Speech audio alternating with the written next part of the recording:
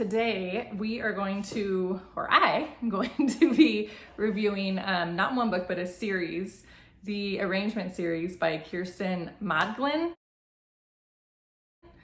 And I was gonna do the books individually.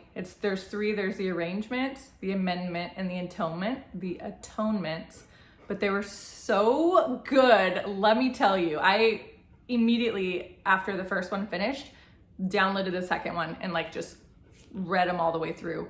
I don't even know where to begin. I want to talk about it so bad, but I don't want to give any spoilers. So the books in general follow this couple, Peter and Ainsley, and the arrangement that they come up with, and it's right in the beginning of the book, is basically they're going to try to add some spice to their marriage, and they're going to have one night a week basically where they get to go see other people.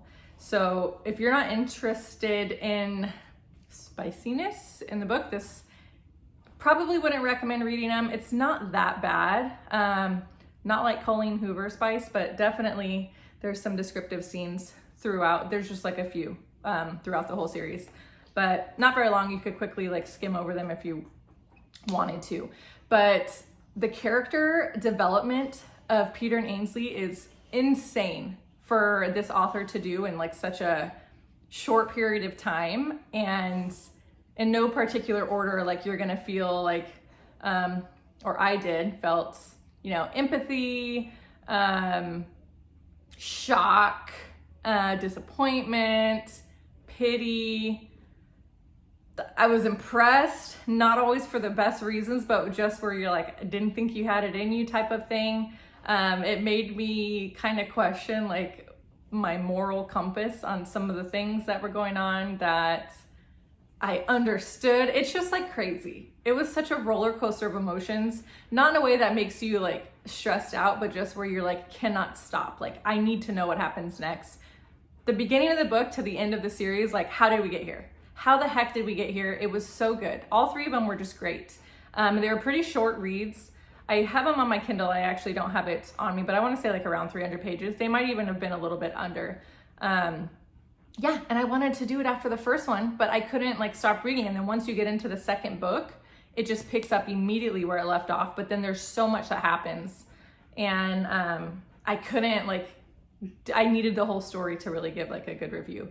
I don't know. It's one of those all the books, you want to talk about it oh my gosh, did not see this coming, or you did see something coming. There are things where the author does it in a way that you're able to kind of I can see where this is going, and it does go in the direction you think, but there's a twist. It's never 100% what you're expecting, which is nice, because sometimes you don't want to be completely shocked to where it just changes how you thought about the entire book.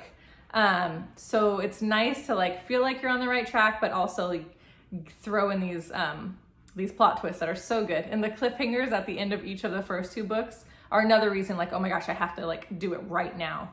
I can't imagine having read these when the whole series was not out, because I would have been dying waiting.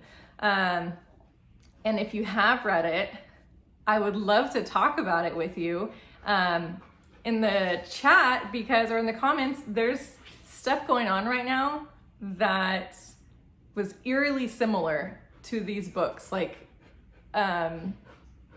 don't want to give too much away. Stuff in the news right now that I had to go back and I looked at when they were released, because I was who wrote these? Because there's some weird similarities with real life stuff happening right now and then book stuff happening. Complete coincidence. But if you've read it, I would love to tell you what I'm talking about, because I don't want to give any spoilers, but it's so good. You guys seriously recommend. And also it's free on Kindle Unlimited. So just another series that you could just read for free, rent, and then return. So yeah, I'd love to talk about it if you've read them, and if you haven't, or if it's on your TBR, definitely recommend boosting it to the top. And then today, The Coworker came out by Frida McFadden, so I will be reading that tonight. I can't start until tonight because I know all of her books are so good, you cannot put them down. So that was it. Thank you so much for watching, and I hope someone's read it so that I can tell you the correlation between real life and fiction that is going on right now.